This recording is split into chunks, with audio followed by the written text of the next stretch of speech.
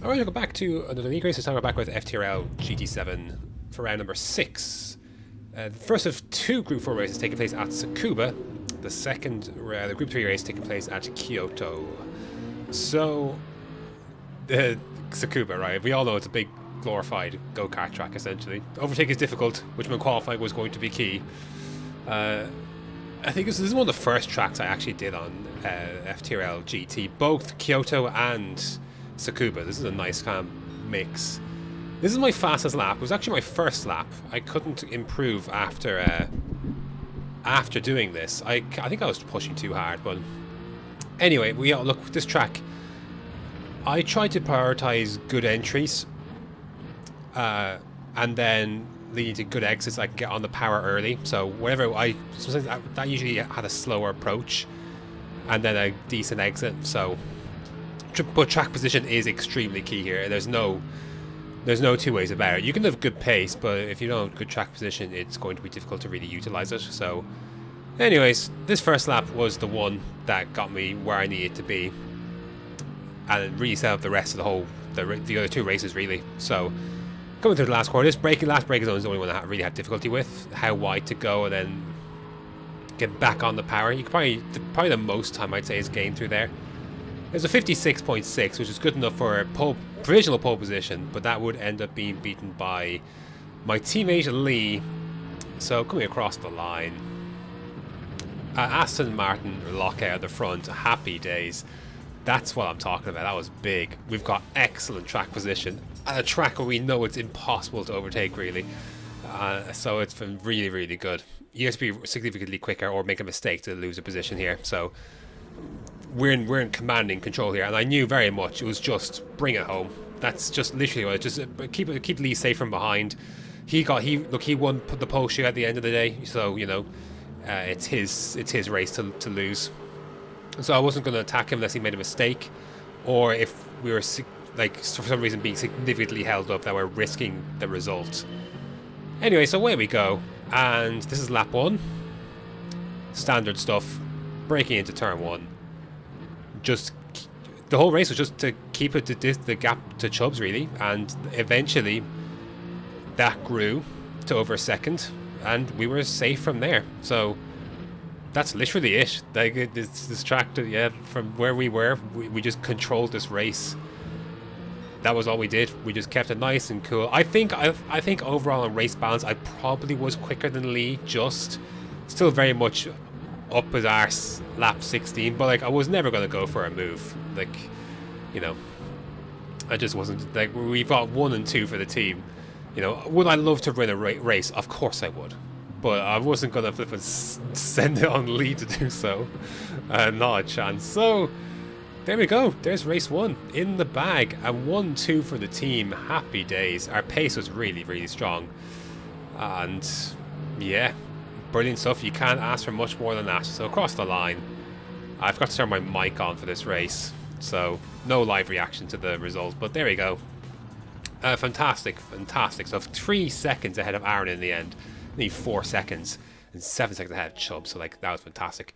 Now it's going to be interesting. Reverse situation for race 2. So we're literally at the back.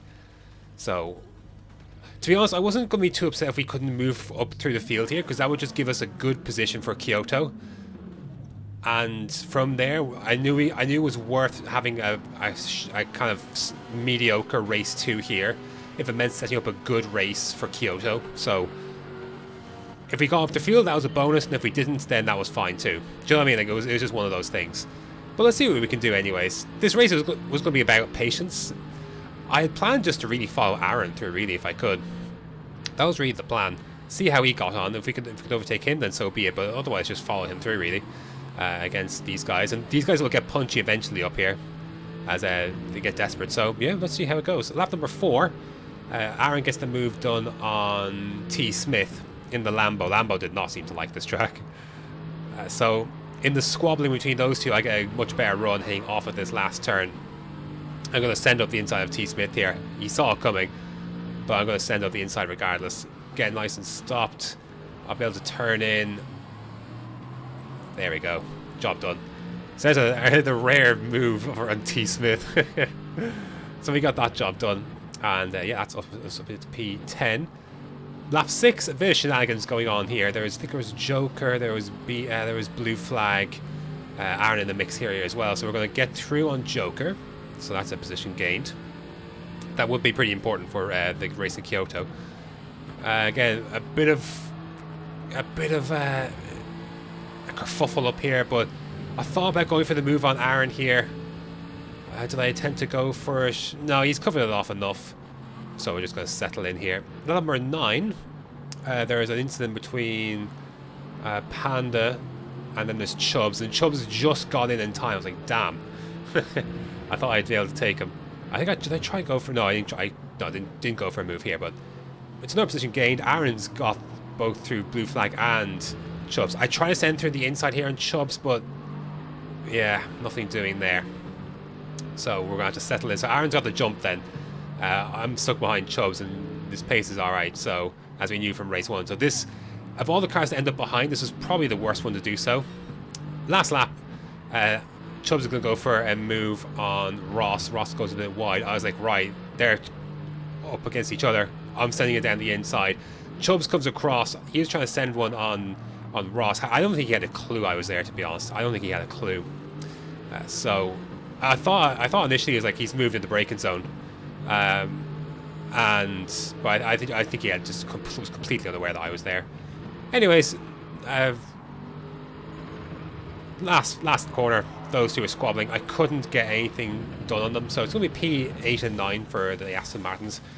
It's going to give us a decent track position for the Group 3 race, and that's it's Kyoto and I don't know what the name of it is. Miyabi? I don't know. Yeah, Miyabi, that's the one. So Yamigawa, yeah, I'm bad at words. Anyway, starting in P5, strategy here. Tires are so bad here, so it's going to be a 2-stop. There is tire management to be done, but you can do medium, soft. Even on the Astons with our amazing tire wear, you have to be careful. So you can't drive this track like a lunatic. You have to be careful. And to get 6 laps on softs, you have to get the mediums 8 or 9 laps, or do a soft stint with 7 laps. So I was like, well, let's see how we get on. Let's see how it goes.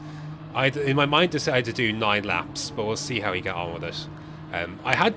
In practice, I had done a 9-lap stint. I'd done a 7-lap stint on softs. You can do it, but you have to make your mind up in this first stint what you're doing fuel-wise, because you're going to pit with fuel to spare on this stint regardless. But it's the second stint. I decided to do 7 laps of fuel or 6 laps of fuel, and so you're really setting yourself up from that point forward, really. Anyways, settling in, there is a car. So Chubbs went off in the background, and Will went off here as well. So T. Smith managed to get himself pole position essentially. So yeah, he's job done for him essentially. Get through on Will. He's on the inside still. I really enjoyed driving this track. I really did. Fun challenge and blend. We get a switch back on Will. We're going to buy him there into P4. So we've still got Will by my ass and Ross too, and that Lambo is good. So yeah, happy days. Moving on to end of lap 1. So Lee's going to go for the move on Joker here. I was just sitting in behind waiting for a switchback attempt. Usually I come again to first and then go up to third, and then, as I always did, get on the power. But when I got on the power, car got away from me. Did well to hold it, but we lost positions to Aaron, Ross, Panda. No, not Panda. Maybe Panda, actually. Pagani. No, Panda's still behind still. Pagani goes through. I was like, shit. This first stint was by far the worst. It was really, really tough. I think... Well, you'll see how the race goes, but we lost time with that. Lap number 3, Joker goes off wide. We got Panda right behind me. I had to be careful because there's a car high speed, understeer, and then there's no room for Panda on the outside there. You just plain understeer, trying to get through the dirty air up there. So, anyways, Pagani's still up the road. I still think my pace was good. It's just, it was always going to come out later in the stint. It was not so much about, oh, there goes Ross. That was a spin up there. It was all about managing your pace so you'd have tire life at the end. So I think my pace was good. It's just, it wasn't enough. Panda then pit at the end of lap 7. This is far too early for me because some people did medium, soft. I knew medium soft would be the way to go. It would be by far the quickest way to go. So I knew I could lose some track position early on, but it would come at a greater pain later. Lap 9, this tyre is done. This was a mistake. I should have come in the end of lap 8 and gone for a 7 lap stint on softs and gone from there. But this was a huge mistake. I lost so much time on this last lap on mediums, and I should have just tried to reset and go for a 7 lap stint on softs and go from there. But that was a mistake. I lost so much time. So anyways, in we come. 6 laps on the softs, and we'll go from there. So you see Will jumps us there pretty handily in the end. He would have done so regardless. If I come in the next lap, the time difference was quite high. So away we go. We did a... Oh, it was near that lap 13 then. So on this lap, or lap 10 rather, sorry, not lap 13, lap 10, Will goes off, and that was big. That bailed us out really. For that, I think I could have had a chance to get up towards the latter part of the stints, but yeah, we've got to Ross, and then this is our second stop, lap 15. See, like, here's the thing: I lost a lot of time our stint 1. I don't think it wouldn't have made difference in the end because Aaron and T. Smith were off away up the front, Pagani after that, and then the only difference was like I was behind Lee, so it literally would have been again which one of us Aston Martins would have been in front. So although the gap is 6 seconds or so, and it would continue to be 6 seconds for the remainder of the race really.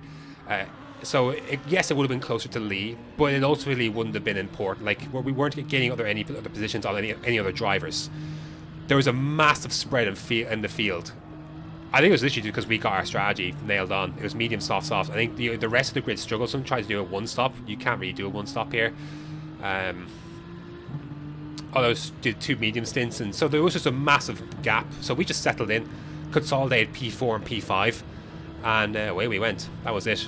Well, I was worried about Ross, but he ended up having to do another stop. So that's it. That's a lot. It was a very quiet race in the end. Once because we had track position early on, and then Ross spun, Will spun, and we had the right strategy, which kept us away from everyone else. So there you go. Pretty unspectacular race, but it's going to be a P5 regardless, so it's a good result. And Lee in P4, we got a great haul of points this week between the race at Tsukuba as well, so happy days. We did well there. Pagani could have been, I don't know. If I was where Lee was, I could have been close to where Lee was, and Pagani maybe not too far after that, but first stint I lost too much time. So, and I think I couldn't quite get to my true pace. I got to the 15s, the 2-minute 15s on softs, but I couldn't get there in this race. I think I was just trying to conserve, really. But yeah, there we go. There's your race in the end. Here's the standings. You see, we're actually in 6th place, a couple of points behind Chubbs there. So we're trying to hunt down Chubbs. And if we can hunt down Ross, I don't think it's going to be possible. We missed that week in Fuji Interlagos. If we had that, maybe we could be hunting down Ross a bit more. But anyway, not to be. Lee's just right behind as well. So we're doing well for Aston Martin. So we are. But Lee's missing Watkins Glen. So I'm going to try and make up some score some good points to make up for that as well. So that's the drivers. The constructors, it's quite close between Aston Martin and the Genesis. You'll see in a sec. Oh, that was way too much time to leave this in. So it's going to see. Look, it's sad unfortunate to miss Interlagos and Fuji, but anyways, we'll move from there. There's the standings. We're 5 points ahead of Genesis there for P3, which is what we want to consolidate. T. Smith and Ross are gone in the Lambos. Obviously, Aaron and Pagani in the Ferraris are too far off the road. So we're fighting the Genesis for P3, which I think it's a great scrap. I think it's a great little scrap between Chubbs, Panda, myself, and Lee. So I'm really excited to see how that unfolds for the rest of the season. It's going to be a lot of fun. But that's going to do it for this round of FTRL. Short episode today, but not much happening in the race. So yeah, thanks for watching, and until next time.